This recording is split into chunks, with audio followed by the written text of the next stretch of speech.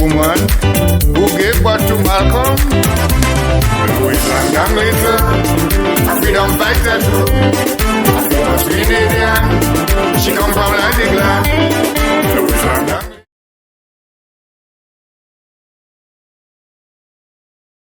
At this time, we are pleased to welcome our second panelist for the evening, Dr. Editha Nancy Fergusson-Jacobs, who has celebrated 49 years as a graduate teacher and specialist lecturer in Caribbean history, culture, and African art history. She has done much research on the intangible heritage and origins of the Barbados landship. She's the author of the book, Full Steam Ahead, Locating the Barbados Landship, which ensures that the people of Barbados have a better understanding of their African origins in Ghana. There's that place again, and the role of ASAFO institutions. Dr. Jacobs spent 7 years in Grenada, where she was employed as a senior lecturer, wrote several courses on aspects of Caribbean cultures for the T.A. Marieve Community College. She then became chair of the Department of Humanities, Arts, and Culture until her return to Barbados in 2012. At present, she is an independent scholar who does lectures and curates on African art and culture and aspects of the African heritage in the Caribbean. She is now semi-retired. Let's welcome Dr. Jacobs.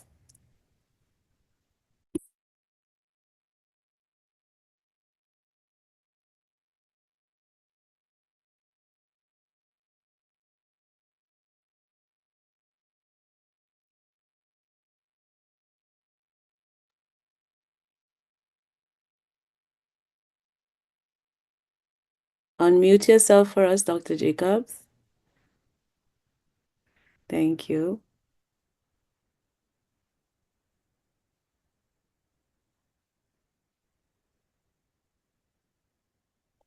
Dr. Jacobs, we're not hearing you. You need to unmute yourself, please.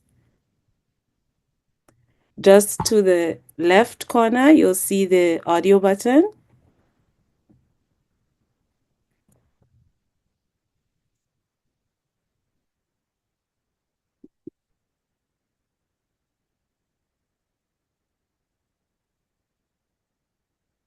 Dr. Jacobs?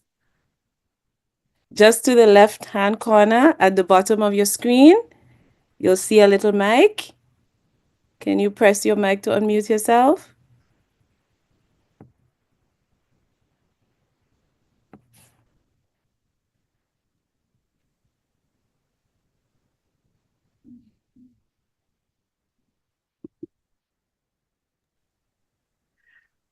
Good evening.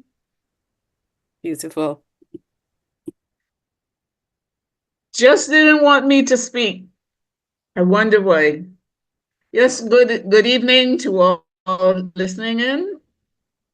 I deem it a privilege and a pleasure to be here and to thank Professor Gyamfi for his words. Quite a lot of things that I didn't know there, especially in Katia. Nana in Katia, because I believe at some point in time I did meet him because he has done a lot on music. He has done a lot on music.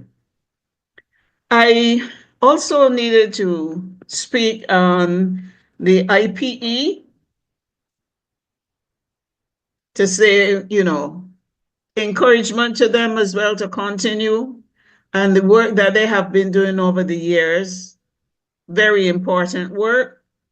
But at this time, I think we have to kind of firm up on the work that we are doing and to make it more Caribbean.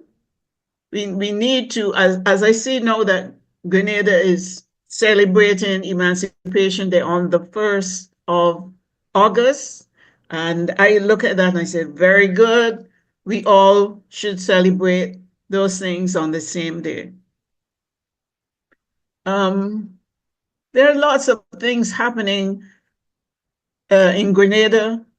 I like what's happening in terms of this particular type of lecture series that they're doing to dare to be, I know if we say dare to be like a David, but we need to be doing more of this kind of work. And the other aspect that I am seeing happening now is we need to do more work on Africa, because if we don't know about Africa, there's no way that we're going to accept a lot of the things that are going to be coming out.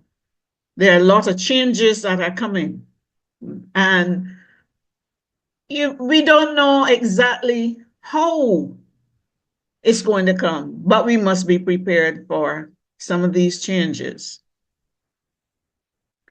I knew about Marcus Garvey really because of my grandfather, who was a Garveyite. And in Barbados, I remember listening to other people talking about the seamen, those men who were working on the ships and so forth. They used to bring in a lot of the UNIA, the books, the newspapers and all of these things used to come in. So people knew what was going on, especially when you were talking about Ethiopia and the incursion by the Italians. Many people were supporting Ethiopia, not only just like say in the Caribbean, but from a distance. They were really working hard. And when we hear about Marcus Garvey and the work, the UNIA, these are things that were great, had a lot of influence, but still, I'm still saying that it is not enough. It is not enough, really, just to say, well, he did this or this. And when we even think about Malcolm X, nobody would know that he's anything other than an American, which he wasn't really and truly. When if like now, everybody wants you to go back to where you came from, where would he go?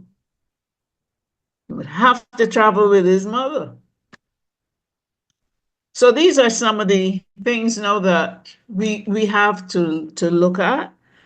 Yes, we know now that it is a history that has been there since 1900s, and then in 1920s, that played a great part in some of the changes that took place in Africa as well. And my main thing is we need to know it. We need it in the Caribbean. Schools have to have this knowledge. People are going to say, you're asking, did you know that Malcolm X's mother was from Grenada? No. Where did you get that from? I said, it is known. It is history. And if you want to find out more about it, come to the lectures. So we have to be doing them and be more connected. It's good that we can have people still in Canada, people coming from Ghana, and that's one of my areas that I really think a lot about. I've been twice, but my thing is also to work on the ASAFO group and to show the connection really with a group that we have in Barbados. So we are looking at some of these things to, show that we are interested and we are ready to help. We're ready to fight the fight.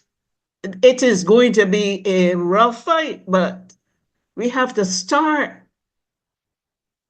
We have to button up and get ready to move.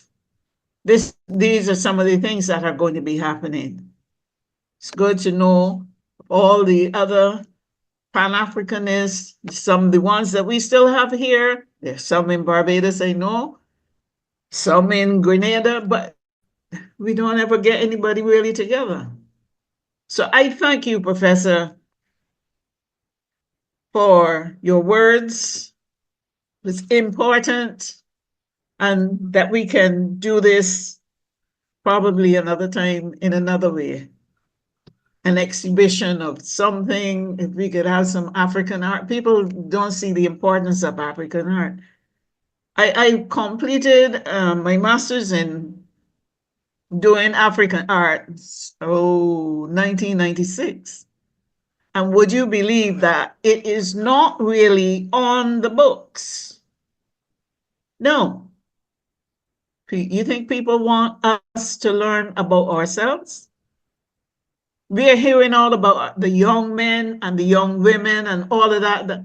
They don't have a chance. But if they knew, I'm sure they would start to think about themselves in a different light.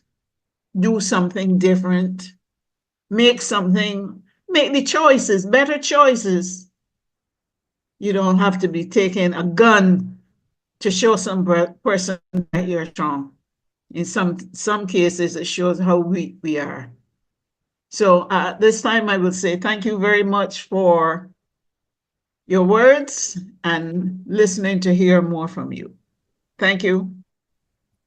Thank you very much, Dr. Jacobs, for that very powerful admonition that we need to, like you say, prioritize our knowledge, prioritize our collective Caribbean knowledge. I am somewhere in Montreal in Canada, but I am very much Grenadian, from very much Chantemelle in Grenada. And I have about 3-4 people from Chantemelle waving at me in the chat right this minute. So my Grenadian credentials are very, very firmly on the ground, but I really take on board your admonition that the work that we are doing needs to continue. It needs to continue in the spirit of African diasporic knowledge that we offer to our people, that our people prioritize. We also need to continue to think with these philosophical traditions in light of the current moment that we're in, as you say, in light of these huge shifts that are taking place globally. And fortunately, we have the background, we have what it takes.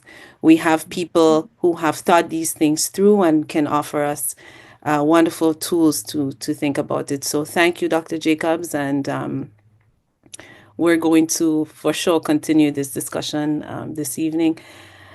A brief program note, because I know people looked at the program, and initially we had 3 panelists. If you're in Canada, you know that we are blanketed under unprecedented snow. And one of our panelists, we're still hopeful that he may get on, Dr. Dave Austin, but he has lost power due to all the chaos that's happening outside at the moment. So we're still very hopeful that he can join us, but just so you know, he's fallen prey to being snowed in and all the work that's happening outside as a result of the snow. Black nationalist fighter. Every man was born of a woman. So who is this woman who gave birth to Malcolm? Louise and young later, a freedom fighter too. A famous Grenadian, she come from England.